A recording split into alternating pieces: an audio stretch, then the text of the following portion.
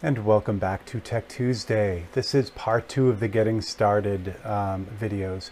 So last week we talked a little bit about that sweet spot when you have a new airbrush and that paint just kind of sneaking out.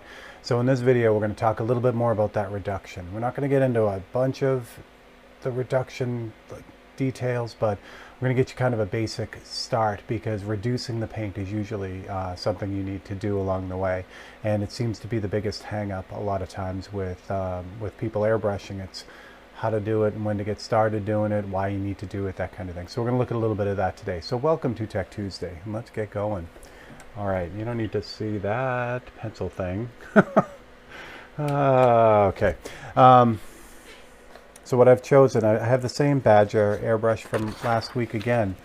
It doesn't, this is something that you can apply with any airbrush that you have.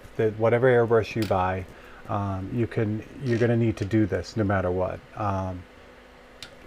Because every airbrush, we talk about, people will say, oh, I'm looking for a fine detail brush or a heavy duty brush or something like that. What they're talking about is not so much the ability to do, say, a fine line. That's kind of secondary, those fine details. What you're really talking about is the thinness of the paint that can, or the thickness of the paint that will go through this brush or a brush. Brushes with heavier needles and nozzles, larger needles and nozzles, can move a thicker paint with better efficiency. So for instance, that Eclipse from last week, these two are much different. This is a 0.3 millimeter airbrush and this is a 0.5 millimeter airbrush, and what they're measuring is the opening in the nozzle. But what that really, all that means is this brush here can move a thicker paint with a lot more accuracy than a brush like this. If you have thicker paint through this brush, it's going to clog, and I'll show you that. It just can't handle it. It's like, Dave Monig says it best. It's like trying to pull a milkshake through a tiny straw. It just doesn't like to do it. It's not meant to do it. It's not built for that. So they build airbrushes to do all kinds of things like heavy paint. So for instance, t-shirt paint airbrushes, you love this brush, this bottle feed, because it just moves that thicker paint with a tremendous amount of control. So I'm going to use this one because this will take a little bit thinner paint, so it'll more, show kind of what's going on. Plus, as you remember from last week, I dropped the cup on the floor, and I've been super lazy and haven't gone to go find it yet. So it's under the bench somewhere. All right, so I got the Badger here. So what we have again for this week is Createx Wicked Colors. Now, there are so many different paints you can use through an airbrush. The one thing I can recommend though is if you buy the paint, buy their corresponding reducer, and you can check with the company on that. Again, I would check with the company first before you start scanning the internet for answers, because there are a lot of people that will tell you to make your own reducers because you're going to save a few pennies. I've never seen it worth it. And plus, look, you're just starting out, so why have to go through all the science that the company that makes the paint has already gone through? They've already figured out what's going to work best to reduce their paint, so ask them, no matter who it is, and then stick with their suggestions and their reducers. Again, if you're buying their reducer, it may seem like you're spending more money than you should, but trust me, the headaches that you will save are monumental. So go with their reducers. So Wicked Colors has their own reducer, as most paints do, and this one is 4011. So again, you don't have to rush out and buy these paints, but just giving you the idea of what the systems look like, and it's not as complex as you would think. So let me put this paint. This again is a 0.3 brush. I'm going to put this opaque paint in this brush straight up. So it's straight out of the bottle here. So we'll put a few drops of this paint. You can see how slowly it drips. So that is straight out of the bottle. So I got a bunch of paint in there. So what happens is now, we get this going. And again, like last week, air on all the time. So if I start to really gently pull that trigger back, let me get the water out of there first. There we go. There was water in there from when I cleaned it. When I gently pull the trigger back, if you notice, See how the dots appear, but they appear as little stipples? I'll do this bigger, a little farther back, you'll be able to see it. So as I develop this, see how it's kind of grainy? So what's happening is the paint is a little bit too thick for this brush to shear down to make, to really create that super infinitely fine spray. So it produces a real kind of a grainy spray. Now you can certainly get away with this, I mean, if you're doing something larger, but if you notice how on the outskirts of this, it's got that, kind of, I'll zoom in a little bit so you can see it. So you got all that kind of stipply type stuff going on there.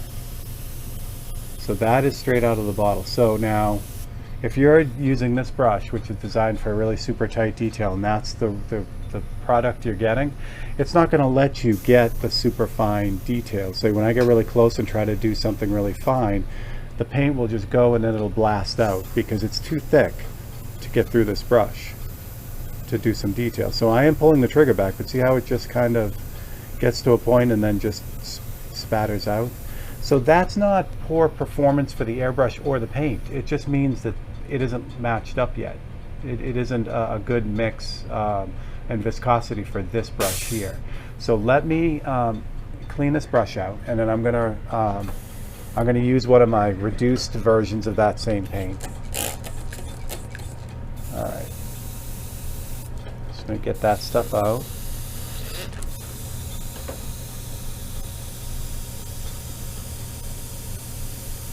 And again, what I'm going to show you is my reductions for this.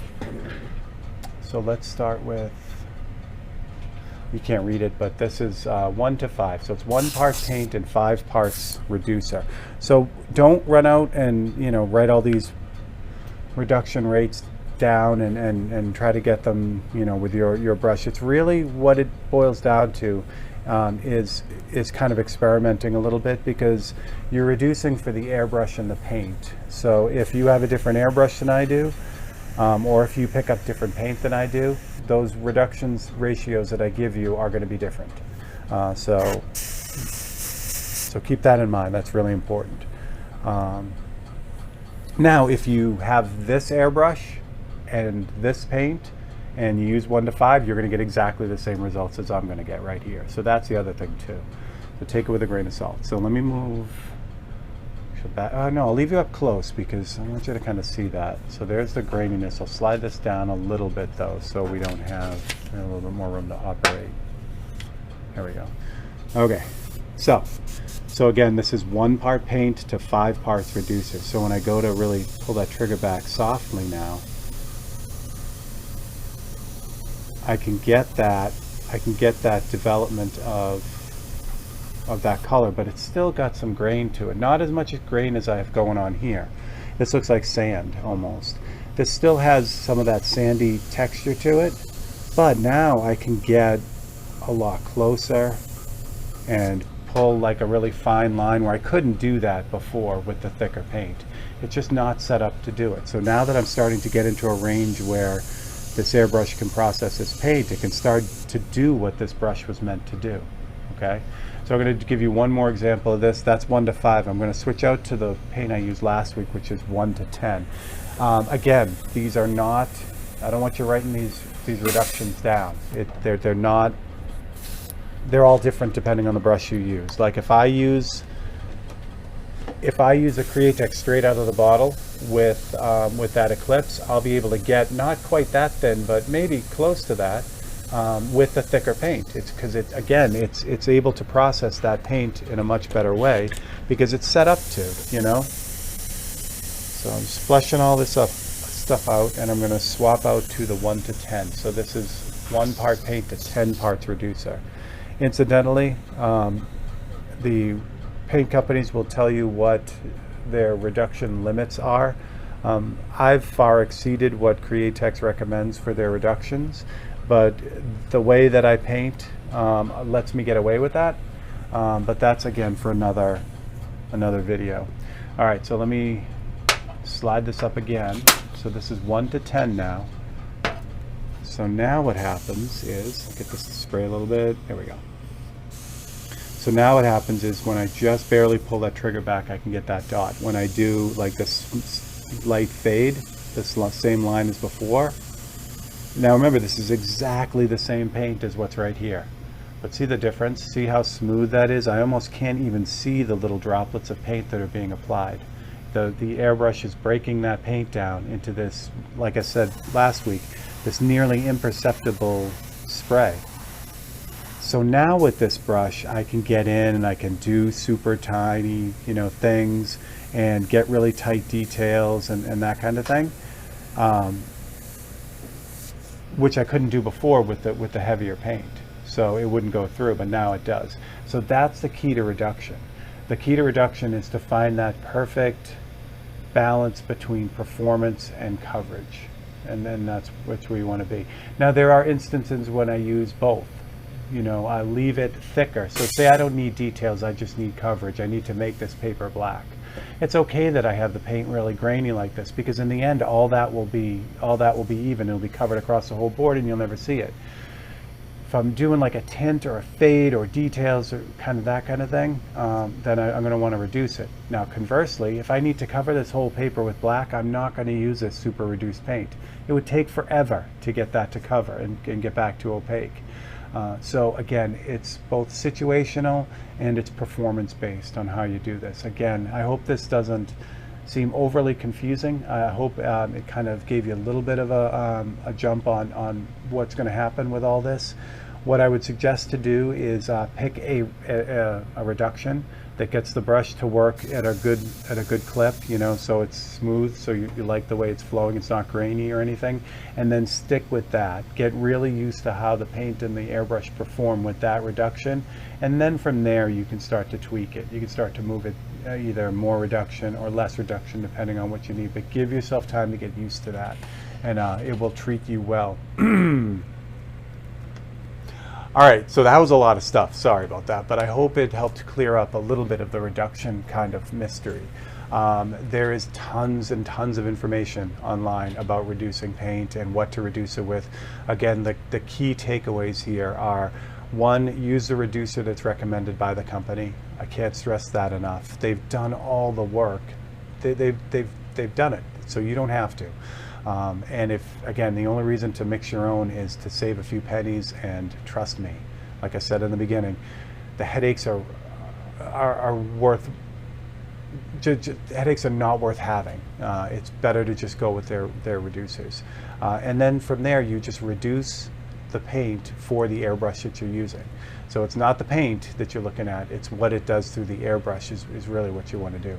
And that will get you on the road to reducing your paint in a positive way. So there you go. So that is part 2. All right, if you enjoyed it, please like and subscribe and click that bell icon. You guys know the drill.